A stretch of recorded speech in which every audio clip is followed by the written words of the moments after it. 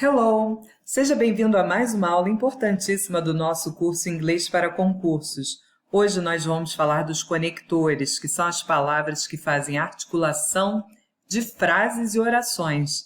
Essas palavras são importantíssimas para você entender o significado dos textos. Muitas vezes o candidato deixa de entender o significado e o sentido para o qual o texto está indo por desconhecer essas palavras. E é por isso que nós vamos dedicar boa parte do curso a entender esses conectores. Para começar, eu quero fazer uma revisão dos conectores que você conhece, que são os principais e os iniciais. São and, so e but. And significando e, adiciona ideias. So significa então, dá conclusão a uma ideia. E but significa mas, imprime contraste a uma ideia. Vamos ver essas três palavrinhas em exemplos. Primeiro exemplo com and. I am a teacher and I work at a school. Eu sou uma professora e eu trabalho em uma escola. Sally is tired, so she's going to sleep. Sally está cansada, então ela está indo dormir. Mark and Bill read the text, but they don't understand. Mark e Bill leem o texto, mas eles não entendem.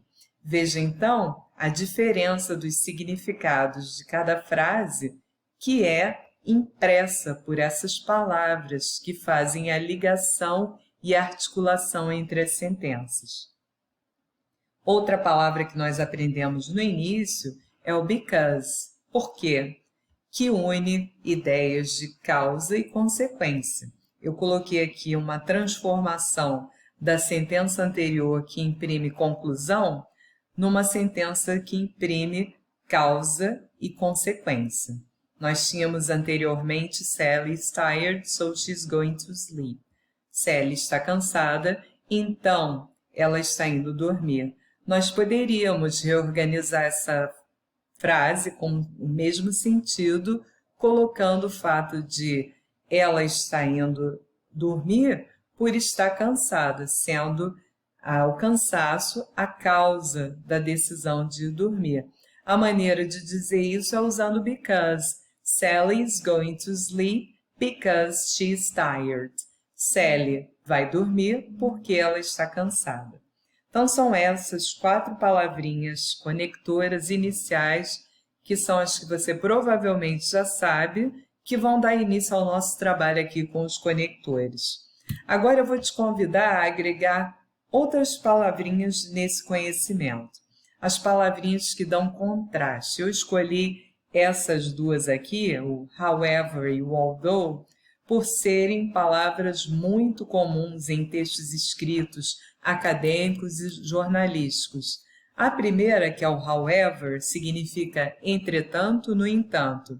É utilizada normalmente depois de uma pausa maior, como um ponto ou um ponto e vírgula. E logo depois dela é utilizada uma vírgula. Vamos ver os exemplos aqui. We didn't like the hotel. However, he had a good time. Nós não gostamos do hotel. Entretanto, ele se divertiu. Veja que tem um contraste aí de ideias.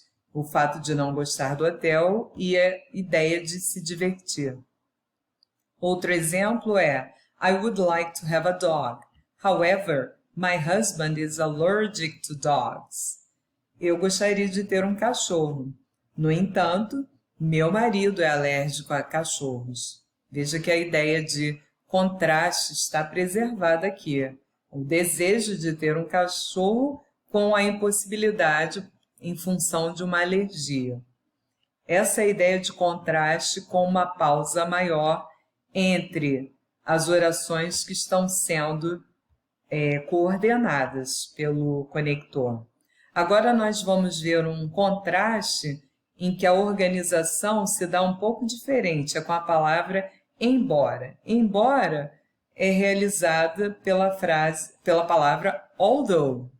Although significa a despeito do fato de ou but.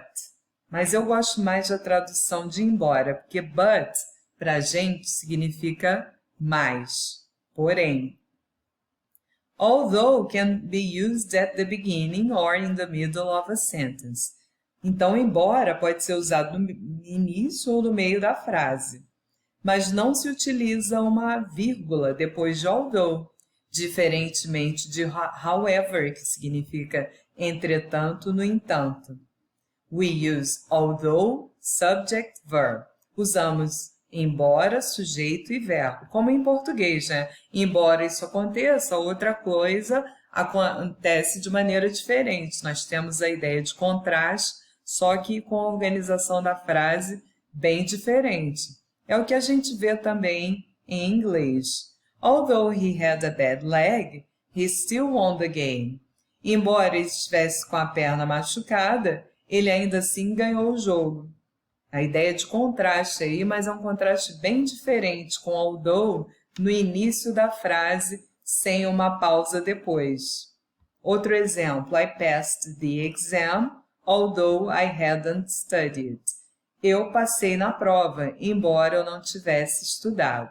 Eu não gosto muito dessa vírgula aqui, porque a ordem da frase está preservada. Normalmente a gente usa a vírgula quando a primeira situação aqui acontece, né? A ordem esperada, que é a concessão, estaria no final da frase, como no segundo exemplo aqui. Só que houve essa quebra, a concessão veio primeiro aqui nesse primeiro exemplo, então isso é sinalizado pela vírgula. O que não acontece é a quebra não se repete aqui. A ordem da frase está mantida, então eu não utilizaria essa vírgula aqui antes de although. Mas fica aí, então, a ideia de contraste com however e although. Para praticar esses ensinamentos de hoje, nós vamos a um exercício rápido, onde a gente tem que selecionar a melhor palavra so, because, but, although, para completar as frases abaixo. We couldn't find a taxi.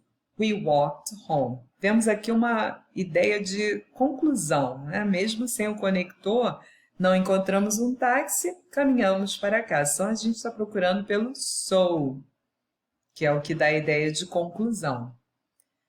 A segunda aqui, it was very cold, she wasn't wearing a coat. Aqui nós temos um contraste. Estava muito frio, mas ela não estava usando um casaco. Só que usado aqui na frente, a gente está vendo provavelmente o embora, although. Embora estivesse muito frio, ela não estava usando o casaco. É o correto. A terceira, I woke up, there was a noise. Eu acordei, havia um barulho. Provavelmente aqui é a causa e aqui é a consequência. Havia um barulho e eu acordei. Então, estamos procurando aqui o because. Eu acordei porque havia um barulho. I called him. His mobile was turned off.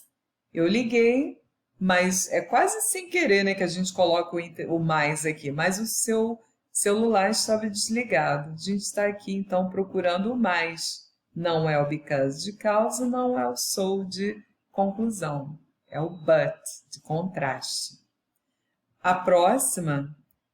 She is very nice, she doesn't have many friends. Novamente, nós vemos ideias contrastivas. Ela é muito legal. Ela não tem muitos amigos. Então, embora ela seja muito legal, ela não tem muitos amigos. O contraste aí, no início da frase e sem pausa depois, é dado pelo although. Próxima, there was nothing on TV. I went to bed. É quase uma conclusão, né? Não havia nada na TV, então eu fui para a cama. A gente está procurando provavelmente aqui o so. Olha ele aqui. So, I went to bed. All the cafés were full. It was a public holiday. Temos aqui, então, uma relação de causa. A consequência de todos os cafés estarem cheios era que era um feriado público. Então, todos os cafés estavam cheios porque era um feriado público. Na próxima, she studied quite hard. She failed the exam. Vemos aí uma ideia contrastiva, embora ela estudou muito, mas não foi aprovada no exame, ela reprovou no exame. Temos então um contraste no meio da frase e sem a vírgula depois, né? Não temos vírgula. Então, estamos vendo o although. She studied quite hard, but she failed. Aqui colocaram o but, só que para ser but, deveria ter uma vírgula aqui, que não houve. Então, aqui eu considero um erro. Eu diria que seria melhor aqui uma conjunção concessiva.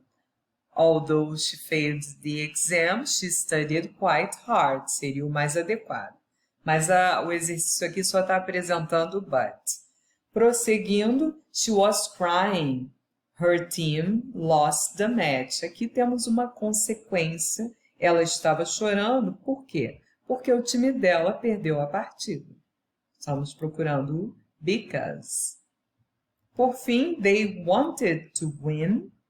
It was impossible. Então, contraste aqui. Eles queriam vencer, mas era impossível. Estamos procurando but ou although. Deveria ser o although. Vamos ver, porque não tem vírgula aqui para ser o but.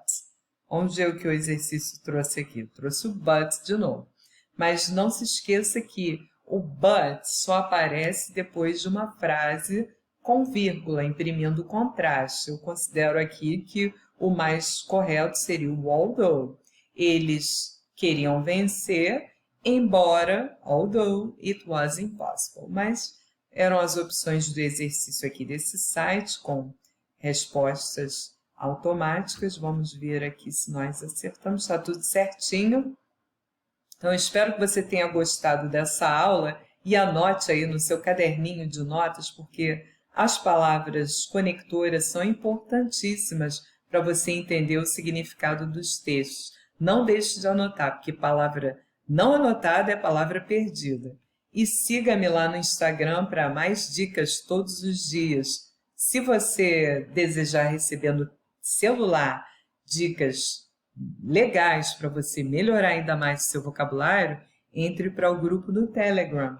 Eu vou deixar o link para você aí na descrição do vídeo, ok? Bye, bye!